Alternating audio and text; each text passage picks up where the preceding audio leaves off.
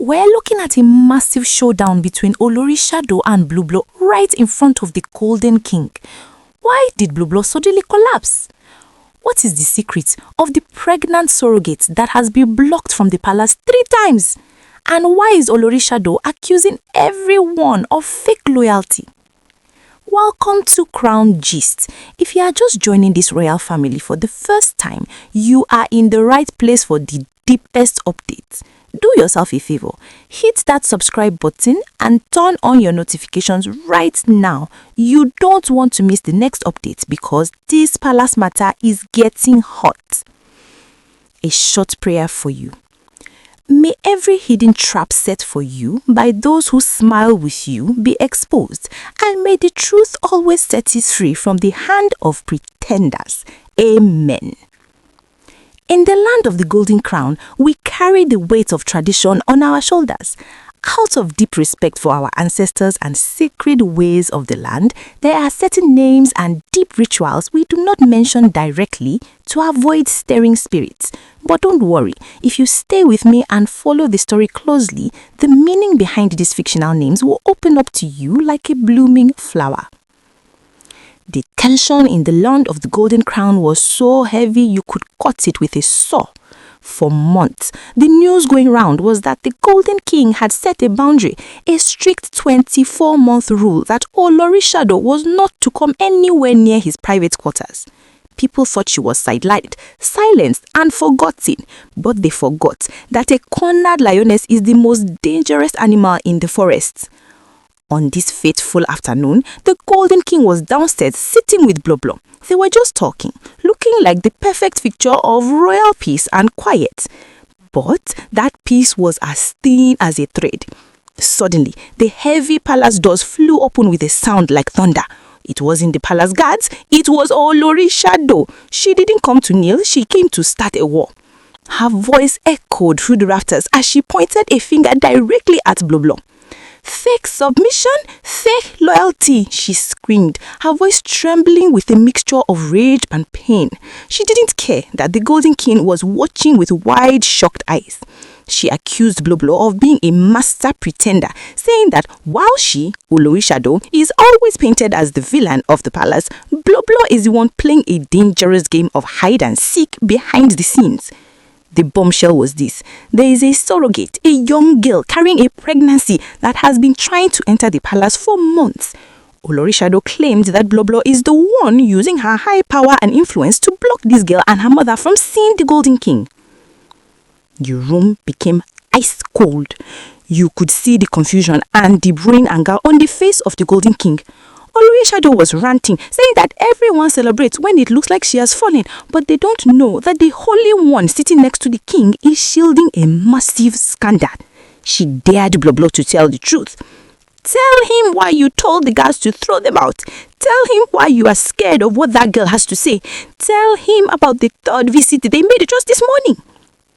Before anyone could move, the unimaginable happened. Bloblau, the woman of grace, the one who always has it together and acts as the peacemaker, suddenly started gasping for air. Her eyes rolled back, her hands began to shake, and right there, in front of the throne, she collapsed to the floor like a sack of grain. The palace was thrown into total confusion.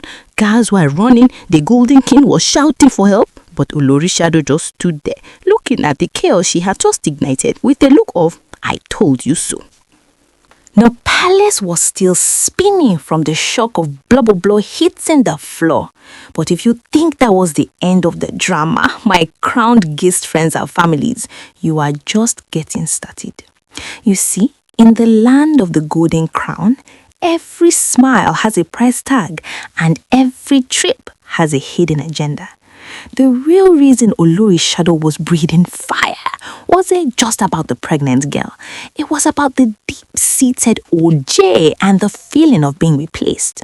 For years, there was a particular cultural inheritance event in London that was basically Olorishado's birthright.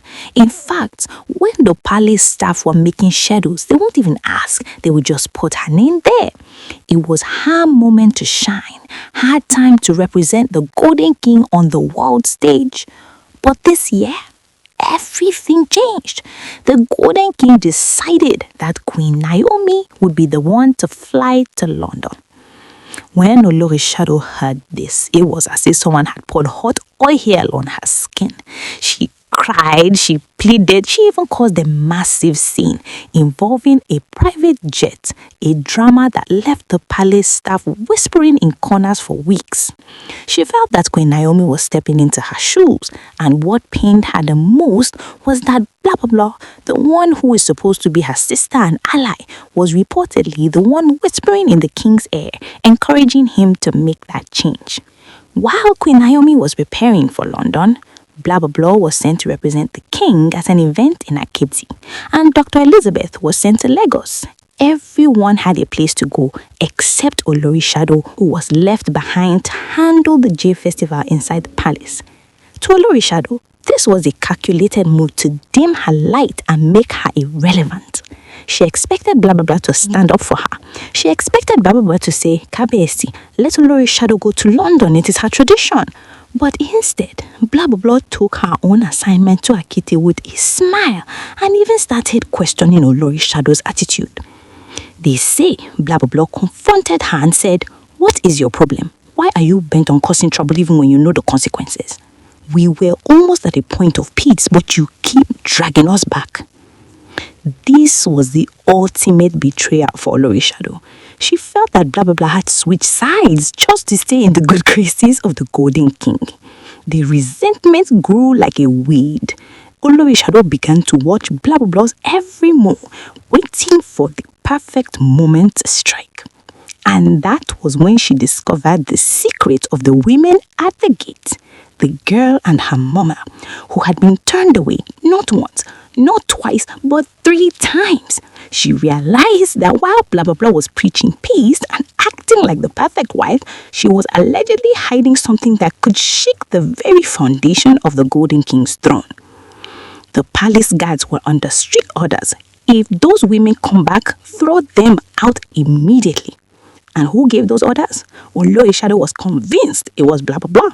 She saw her opportunity to reveal that the peacemaker was actually the gatekeeper of secrets. My crown gist friends and families. Things are about to get even more intense.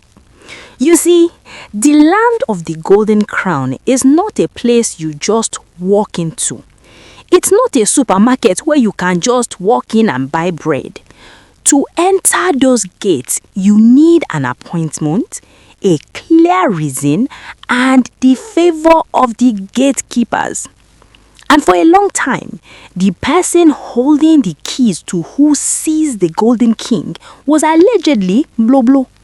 For months, a certain woman and her daughter had been lurking around the palace outskirts. They weren't looking for gold or food. They were looking for justice. The girl was heavy with child, a pregnancy that carried a weight of scandal. The first time they came, they were dismissed as crazy people. The second time, they were told they had the wrong palace. But by the third time, which happened just before the big blowout, their persistence started to make people nervous. The word on the palace streets is that Bloblau was the one who personally oversaw their removal. She is highly respected, so where she says throw them out, the guards don't ask questions, they just move. She allegedly told them that the palace was going through too many complications and didn't need more unverified drama. But Olori Shadow was watching from her window. She saw the desperation in the pregnant girl's eyes. She realized that this wasn't just a random stranger. This was a surrogate with a story that someone was very afraid of. While Bloblau was busy acting like the pillar of the palace, telling Olori Shadow to behave and keep the peace, she was secretly maneuvering the barricades to keep this truth from reaching the Golden King. Olori Shadow felt a wave of cold fury. She thought to herself, so you're the one playing the holy one, while I am the one everyone calls the devil. The tension was so thick you could cut it with a saw. When Olorishadow finally decided to burst into that downstairs meeting, she didn't just come to talk, she came to unmask a hypocrite. She looked at Bloblau and mocked her influence. She told the Golden King that the reason Bloblau is good to everyone is because she wants to remain the favorite, the one who is too good to be true. Tell him, Olorishadow backed. Tell him about the girl. Why are you shielding her? Why are you stopping her from coming in to say what she has to say? If you don't open your mouth and tell him why you've been acting as the palace bouncer, I will open mine so wide the whole world will hear. The Golden King looked from one wife to the other. His heart began to race. He has always trusted Bloblau to handle the internal wahala at the palace. To hear that she might be hiding a potential heir or a massive scandal right under his nose was like a physical blow to his chest. He turned to Bloblau, his voice low and dangerous, and asked, "Is it true?" The pressure was too much. The walls were closing in. Bloblau realized that her perfect image was shattering into a million pieces. She tried to speak, tried to explain that she was only protecting him from more stress, but the words wouldn't come. The air in the room felt like it had been sucked out. Her legs gave way and she went down hard. My crown gist friends and families, the palace is currently in a state of total chaos.